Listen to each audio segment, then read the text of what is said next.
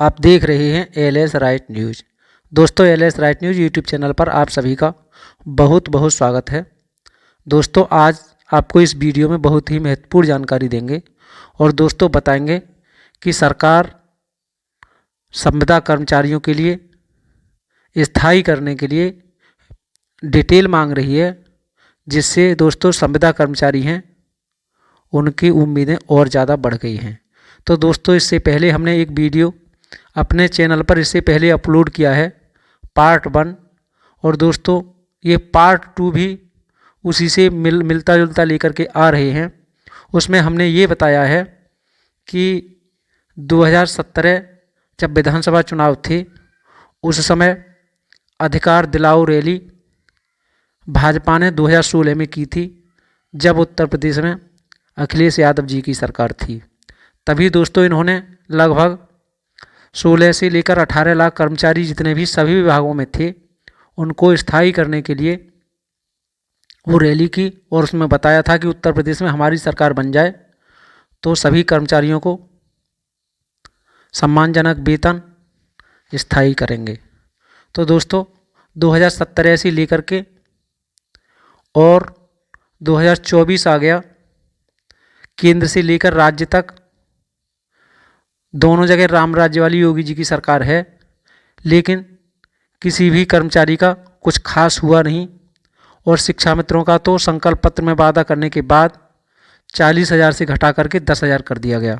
और दोस्तों शिक्षा मित्र 23 वर्षों से शिक्षण कार्य कर रहे हैं और 11,000 से ज़्यादा अब तक मर चुके हैं, और उनमें से लगभग सैकड़ों की संख्या में रिटायर भी हो चुके हैं, जो दोस्तों 2400 रुपये महीने से शुरू हुए और अंत में 60 साल की उम्र तक सेवा देने के बाद मात्र 333 रुपये में काम करते करते खाली हाथ घर जा रहे हैं।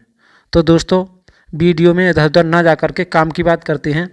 इसमें हम यह बताएंगे कि सरकार ने जो ब्यौरा मांगा है, क्योंकि 2024 लोकसभा का चुनाव है, जिस तरह से सरकार 2016 में वादा कर रही थी कि हम सरकार उत्तर प्रदेश में आ जाएं, उसके बाद हम करेंगे, इसी तरह से 2024 में भी इन्होंने इसी तरह का पांसा फेंकना शुरू कर दिया है। अब देखने वाली बात ये होगी, क्या सभी संविदा कर्मचारी इस बार भी इस सरकार के झांसे में आते हैं? क्या वाकई में सरकार इस बार संविदा कर्मचारियों का ब्यौरा जो मांग रही है इस पर कुछ कार्रवाई करेगी, या फिर दोस्तों 2017 की तरह ऐसे ही उनको मूर्ख बनाएगी? तो दोस्तों ये लखनऊ से खबर है। इसमें बताया गया है कि शासन ने सभी विभागों से संविदा पर तैनात कर्मचारियों का ब्यौरा मांगा है। चुनाव से पहले संविदा कर्मचारियों का ब्यौरा मांगने से कर्मचारियों की उम्मीदें भी बढ़ गई हैं। दोस्तों संविदा कर्मचारी लंबे समय से नियमित किए जाने की मांग कर रहे हैं। उनमें शिक्षा मित्र भी दोस्तों 23 वर्षों से शिक्षण कार्य कर रहे हैं, और अन्य प्रदेशों में शिक्षा मित्रों के 50,000 60,000 रुपये महीने मिलते हैं, लेकिन केवल उत्तर प्रदेश में उनको 40,000 से घटाकर इस 2017 में वादा करने के बाद 10,000 कर दिया। और दोस्तों इतनी महंगाई में आज तक 1 रुपया उनको बढ़ाया नहीं गया है। इसी तरह से अन्य कर्मचारी भी जो संविदा कर्मचारी हैं वह दुखी हैं, और दोस्तों सरकार बिल्कुल सुनने को तैयार नहीं है। जैसे ही 2024 का लोकसभा चुनाव आया है तो दोस्तों इस तरह की खबर सामने आ रही है। अब इस पर विश्वास करना या ना करना कर्मचारियों के विवेक पर निर्भर करता है कि सरकार के इस पांसे में फंसेंगे या फिर उससे बचेंगे।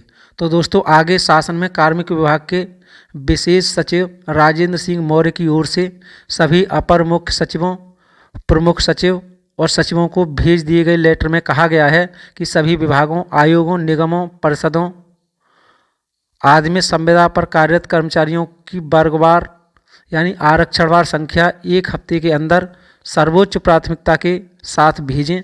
विभागों को ये भी बताना होगा कि उनके अधीन कार्यरत संविदा कर्मचारियों में सामान्य वर्ग, अनुसूचित जाति, अनुसूचित जनजाति और पिछड़ा वर्ग की संख्या कितनी कितनी है, और वे कितने वर्ष से काम कर रहे हैं, उनकी उम्र क्या है। इसमें यह भी माना जा रहा है कि चुनाव से पहले मांगी गई इस जानकारी से संविदा कर्मचारियों को नियमित किए जाने पर विचार किया जा सकता है। तो दोस्तों ये कोई बड़ी बात नहीं है और कोई नई बात भी नहीं है, क्योंकि जब भी चुनाव आता है तभी भाजपा के लिए विशेषकर इन संविदा कर्मचारियों की याद आ जाती है, और सरकार बन भी जाए इनकी उसके बावजूद भी उस पर कोई कार्य नहीं होता। दोस्तों इस वीडियो में इतना ही। अगर आपने हमारा LS right news YouTube channel subscribe नहीं किया है तो दोस्तों आपसे निवेदन है कि हमारे चैनल को अवश्य सब्सक्राइब कर लें। घंटी वाले बटन को दबाकर आल वाला बटन भी इसलिए दबा दें क्योंकि इसी तरह से संबंधित वीडियो हम अपने चैनल पर अपलोड करें तो दोस्तों उसका नोटिफिकेशन आपके लिए मिल जाए। दोस्तों वीडियो को ज़्यादा से ज़्यादा शेयर करें ताकि लोग और सभी संविदा कर्मचारी सरकार की इस तरह की चालों को समझें कि सरकार वास्तव में कुछ करना चाहती है कि हर चुनाव में इसी तरह के वादे करके सिर्फ मूर्ख बनाने का प्रयास करती है। दोस्तों हम यह पुष्टि नहीं कर रहे हैं कि सरकार ने यह खबर जो निकलवाई है क्या सरकार वास्तव में अब स्थायी नहीं करेगी। स्थायी कर सकती है या नहीं कर सकती है यह सिर्फ आपके विवेक पर ही निर्भर करता है। आप इस पर स्वयं विचार करें।